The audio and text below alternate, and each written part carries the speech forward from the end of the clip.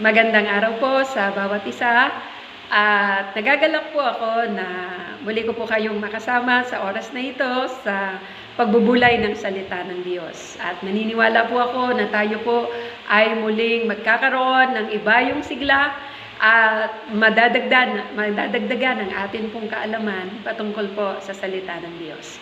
Muli po ninyo akong samahan, Pastora Priscilla Tabilog, para po sa pagbubulay ng salita ng Diyos. Ang atin pong paksa na tatalakayin sa araw na ito ay patungkol po sa ano ba ang sinasabi ng Biblia tungkol sa pagdurusa. Sa atin po ng mga mananampalataya, bahagi po ito ng atin pong pagkatawag bilang mga tagasunod ni Kristo.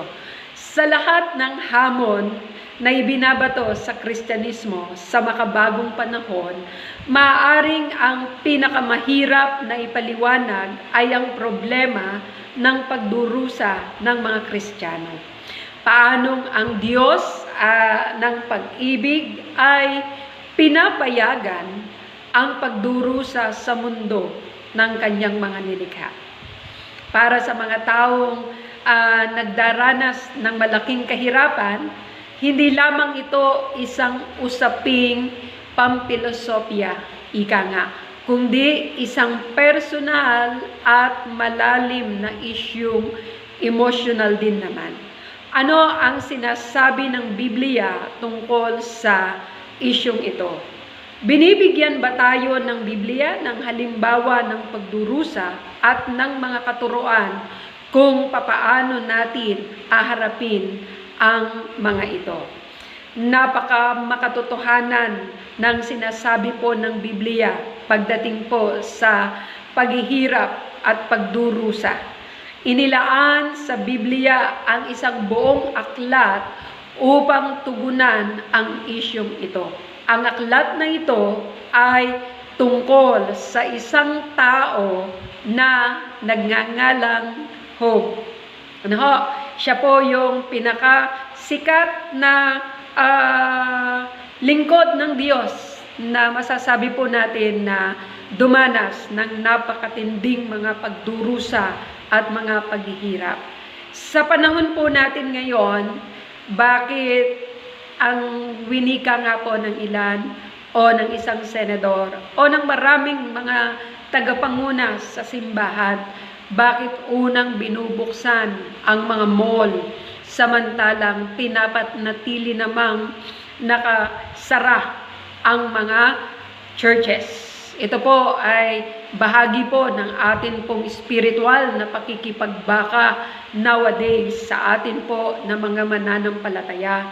Pero hindi po tayo pwedeng hadlangan ng anumang mga katuruan o anumang paglalathala ng batas para tayo po ay mapatigil sa pagtitipon. Bagkus, lalo pa nga pong lumalawak ang scope ng atin pong pag-aaral ng salita ng Diyos. Ang ugnayan po natin saan mang sulok tayo ng mundo ay ang salita ng Diyos at ang pananalangin. At hindi po tayo pwedeng tumigil dito. At hanggang sa marating na po natin ang ikalawang buhay doon sa langit na bayan, ito pa rin yung kostumbre ng atin pong pamumuhay. Ang tayo ay patuloy na magpupuri sa Diyos, sasamba sa Diyos, at mananangan sa kanyang kadakilaan at sa kanyang kabutihan sa atin pong mga buhay. Sa buhay po ni Job, nagsimula po ang aklat sa isang eksena sa langit na nagbibigay sa mambabasa ng senaryo ng pagdurusa ni Job. Pagdurusa ni Job dahil sa pakikipagtuos ng Diyos kay Satanas tungkol sa kanyang pananampalataya. Ang tinutukoy po dito ay tungkol po sa kanyang pananampalataya. Hindi nauunawaan maging ng mga kaibigan ni Job ng panahong iyon ang dahilan kung bakit siya po ay nagdaranas ng mga pagdurusa. Sa katotohanan ng komprontasyon ng Diyos, si Job sa bandang huli nanahimik si Job. Ang katahimikan ni Job ay hindi nagpagaan sa kanyang nararanasang sakit at kabiguan, na matyagan naman niyang pinagtiisan ang mga ito. Sa halip, binibigyang diin ang kahalagaan ng pagtitiwala sa plano ng Diyos sa gitna man ng pagdurusa. At ito po ang naka-highlight talaga na mensahe kung bakit marahil pinaparanas ng Panginoon ang gayong kahigpit at napakabigat na karanasan sa buhay. Upang tayo po ay magtiwala, upang tayo po ay patuloy na manangan sa plano ng Diyos para sa atin. Kahit na hindi natin alam kung ano ang kanyang mga layunin sa likod niyon, ang pagdurusa ay nagbubunga pa rin po ito ng isang mas malapitan pang pagtitiwala sa ating Panginoon. Gaya ng iba pang karanasan ng tao, ay nasa ilalim ng kapamahalaan ng kapangyarihan ng Diyos ang anumang sitwasyon na meron tayo. Sa huli, natutunan natin na maaring hindi nauunawaan ang mga particular na dahilan ng ating pagdurusa. Ngunit, dapat tayong magtiwala sa ating makapangyarihang Diyos. Ito ang tunay na sagot sa pagdurusa. Ang ibig sabihin po sa mga panahon ng ating pong pagdurusa, andun po lagi ang patuloy na pagtitiwala natin sa Diyos. Ang isa pang halimbawa ng pagdurusa sa Biblia ay ang kwento ni Jose sa aklat ng Genesis. Ipinagbili si Jose sa Ehipto ng kanyang mismong mga kapatid bilang isang alipin. Bilang isang halipin sa Ehipto, nadiin siya sa isang kasalanang hindi niya ginawa at siya'y nabilanggo. Dahil sa pagdurusa at pagtitiis ni Jose, sa biyaya at kapangyarihan ng Diyos, itinaas si Jose sa tungkulin bilang isang gobernador ng buong Ehipto. Natagpuan niya ang sarili sa isang posisyon na may kakayahang iligtas ang mga bansa sa buong mundo sa panahon ng taggutom. Kung titignan po natin, bakit po pala nangyari ang mga bagay na iyan, hindi lamang po sa kung ano po ang nakikita po natin na mas ikakabuti ng atin pong lugar, bansa, pamilya na kinabibilangan, o sometimes mga iglesia, pero ito po pala ay pandaigdigan. Kasama ang kanyang sariling pamilya at mga kapatid na naging dahilan sa kanyang pagiging alipin. Ang mensahe ng kwento ay makikita sa mga pananalita mismo ni Jose sa kanyang mga kapatid sa aklat po ng Genesis chapter 20 verses 19 to 21. Sabi po, huwag kayong matakot. Sabi po, hindi ko kayo paghihigantian. Masama nga ang inyong ginawa sa akin, subalit ipinahintulot iyon ng Diyos para sa kabutihan. Para sa kabutihan. At dahil dooy, naligtas ang marami. Kaya huwag na kayong mag-alala, ako ang bahala sa inyo at sa inyong mga anak. Pagkarinig nito, napanatag ang kaniyang kalooban. No po? At nalalaman din po natin ang sinasabi po sa aklat po, lagi ko pong binabanggit ang talatang ito, sa aklat po ng Roma, kabanatang 8, talatang 28, na mga pananalitang nagpapalakas sa ating mga loob kapag tayo po ay dumaranas ng mga kahirapan at pagdurusa. Alam nating sa lahat ng bagay, ibig sabihin po, sa lahat ng bagay, in good times, in bad times, ang Diyos ay gumagawang kasama ang mga nagmamahal sa Kanya.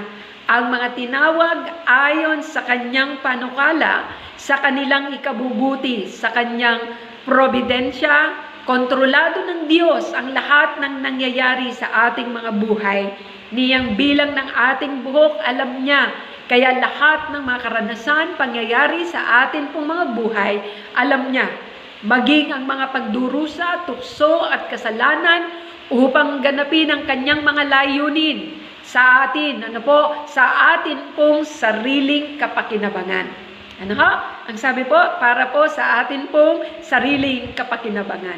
Ang mga awit na si David ay nakaranas din po ng napakaraming mga pagdurusa sa kanyang buhay. At ito ay masasalamin sa kanyang maraming mga tula na kinolekta sa aklat ng mga awit. Ang aklat po ng awit, Kapitulo 22, makikita natin na ang pagdurusa ni David ay nagsasabi ng ganito, O Diyos ko, bakit mo ako binayaan? Masidhi ang panaghoy, kung ang masigdin na sidhi po ng panaghoy nitong si David sa kalagayan niyang iyon. Ang sabi po niya, bakit ako pinabayaan? Masidhi ang pagtagoy ko upang ako ay tulungan. Ngunit hindi dumating ang saklolong hinihintay.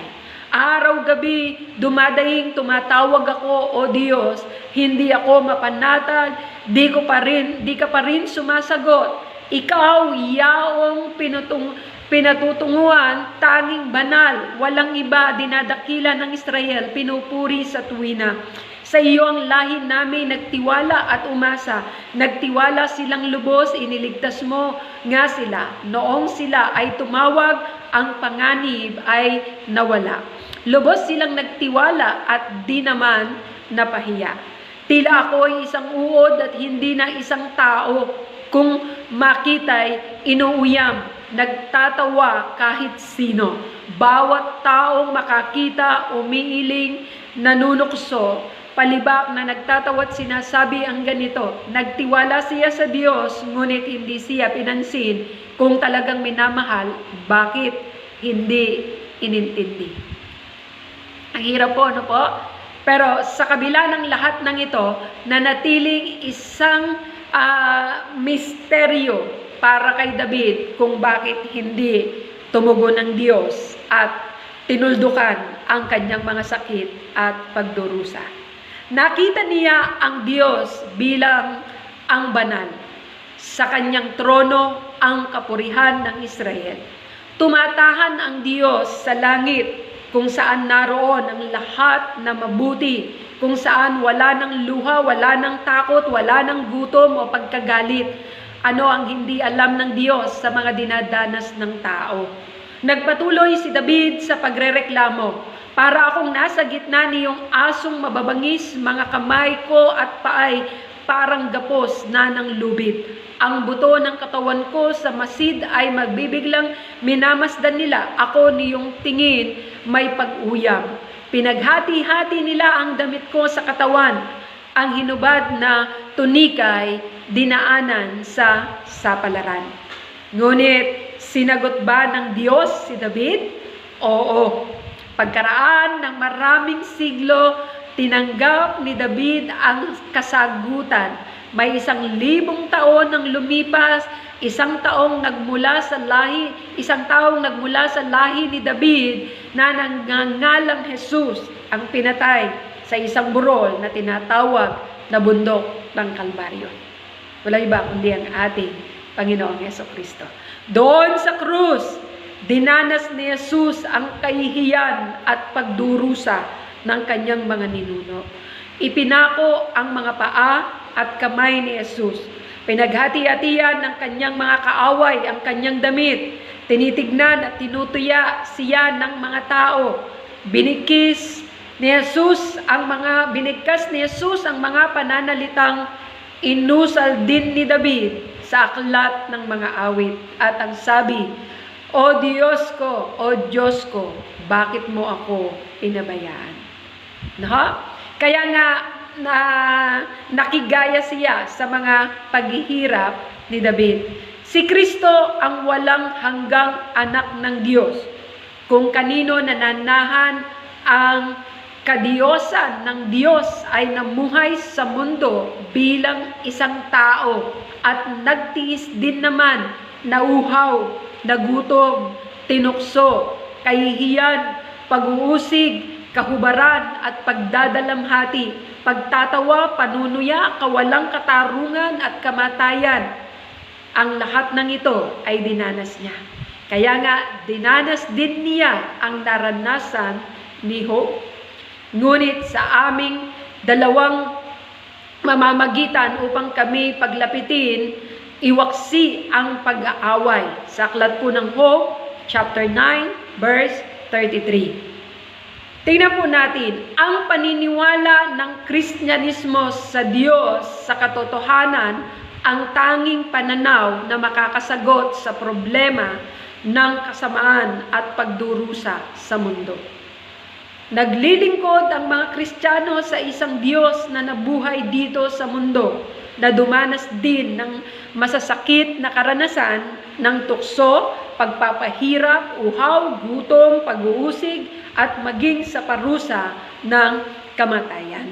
Kung tatanungin kung papaano ang Diyos nagmamalasakit sa mga taong dinadanas ang mga kasamaan at pagdurusa, alam mo po kung ano ang itinuturo ng Kristyanismo, ang krus, at sasabihin, ganyan kalaki, ganyan naranasan ni Kristo ang pagtatawa ng Diyos, ano po? Ang pagtatawa ng Diyos, at kanyang sinabi, O Diyos ko, bakit mo ako pinabayaan? Naranasan niya ang mga parehong pagdurusa na nararanasan ng lahat ng tao na nakakaramdam ng paghihiwalay sa biyaya at pag-ibig ng Diyos. Kapatid, kung ano man ang iyong nararanasan ngayon sa mga nabanggit at sa mga halimbawa ni Job na halos uod, no po, halos tuyain, halos dustahin, sa mga karanasan ni Joseph na halos lahat ng mga pasakit, kahihiyan, mga pagdurusa sa buhay ni David na halos hindi tumugon ng Diyos, na nahimik ang Diyos, sa ating Panginoong Yesukristo na siya po ang nagpasa ng ating mga kasalanan, tumanggap ng maraming mga paglilibak, subalit ang lahat ng ito ay napagtagumpayan nila. Tayo din naman na mga dumaranas ng mga pagdurusa, kung tayo man po ngayon ay nasasaraduhan ng atin pong mga iglesia at pinagbabawalan pa po tayo na magkaroon ng mga pagtitipon, isipin po natin na walang pwedeng makapaghiwalay sa atin sa pag-ibig ni Kristo. Dadaan lang po ito kung tayo man po ay nakakaramdam ng paninibugho, ng pagkagalit, pagkayamot. Ito po ay dadaan lamang ito. At dagliang mapapawi din naman at makakabalik din po tayo sa kung ano po ang ligaya ng sama-samang pagpupuri sa ating Panginoong Yesukristo. Sa iyong mga personal na mga pinagdadaanan ngayon, kapatid, sa kung anumang pagdurusa na meron ka, lagi ko nga pong sinasabi, kung anuman ang iyong pinagdadaanan ngayon, daanan mo lang at huwag mong tatambayan. Matatapos din naman yan. Kung merong isang bagong umaga at bagong pag-asa na naranasan mo ng maraming beses sa iyong mga napagdaanan na mga pagtatagumpay sa buhay, ganun din naman ang hinihintay natin ngayon. At naniniwala tayo na hindi nagpapabaya ang Diyos. Gaano man kabigat ang mga suliranin ng mga pagdurusa, ngayon mo man naranasan ng mga kagutuman, pagkakulong, o feeling mo parang stagnant ang buhay mo, feeling mo parang nandun yung dryness, feeling mo parang hindi na talaga mababalik sa normal ang mga maliligayang araw. Alam mo po kapatid, dito marirealize ng mga mananampalataya at ng maraming tao na noon na meron tayong kalayaan magpuri, pinagwawalang bahala ang pagpunta sa simbahan, kinayayamutan, kinatatamaran at pinaprioridad kung ano ang mahalaga sa kanila. Pero ngayon, nakita po nila ang kauhawan sa presensya ng bawat isa at sa presensya ng sama-samang pagsamba sa atin pong mga bahay panambahan. Sa bawat pangyayari, sa bawat karanasan na meron po tayo, meron pong itinuturo sa atin ng ating Panginoon. Magmula ngayon kapatid, kapag bumalik na ang bagong simulain na tayo ay maaari ng sama-samang magpuri sa presensya ng bawat isa na sama-sama tayong na dumadako sa dambana ng Panginoon para ibigay ang ating mga pagsamba at pagpupuri. Huwag na nating sayangin ang mga pagkakataong iyon sa mga panahon pa na ibibigay ngayon sa atin ng ating Panginoon. Maniwala ka kapatid, napakaligaya na tayo po ay sama-sama sa pagpupuri, sama-sama sa pagdadalahan ng mga pasanin sa isa't isa. Ganon din yung pagdadalanginan sa bawat isa na darama po natin na anumang bigat ay dagliang gumagaan sapagkat hindi ka nag-iisa.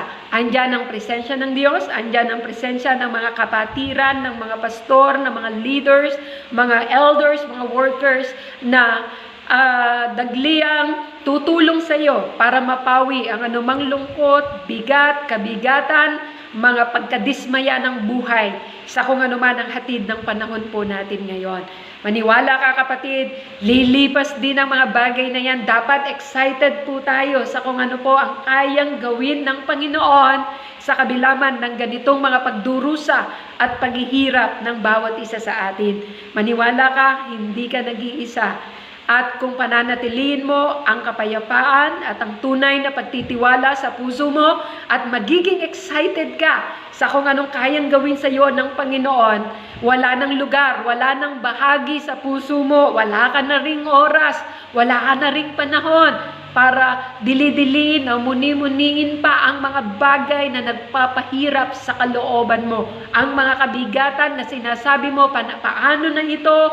Paano na kami makakaraos? Makakabalik pa ba sa normal? Hindi po yan ang mahalaga. Ang mahalaga po, nangako ang Panginoon. Nangako ang Panginoon, I will never leave you nor forsake you, and I will be with you till the end of this age. Ang ganda po na maging salalayan ng atin pong pag-asa at maging kaaliwan ng atin pong pansamantalang paghihintay ay yung mga pangako ng ating Panginoong Jesucristo. Wala na pong lugar sa ating mga puso ang mga kahinaan. Lumapit ka lagi sa Kanya sa pamamagitan ng panalangin. Sa tuwing ikaw ay nababagabag, huwag mong sayangin yung pagkakataong yun. Pag sumagi na sa isip mo na ikaw ay nag-iisip na naman sa kalagitnaan ng gabi, ikaw ay nagising, tapos bigla magugulumihanan ka na sa kung ano yung mga iniisip mo, huwag kang magsayang ng mga sandali at pagkakataon na ikaw ay yumuko. Kung kailangan mong iluhod sa harapan ng Panginoon, lumuhod ka at i-occupy ng Panginoon ang iyong puso sa Kanyang presensya, sa Kanyang pagmamahal, at sa Kanyang kapangyarihan na bigyan ka ng tunay na kapayapaan. Huwag mong bigyang daan ng mga bagay na yan sa puso mo.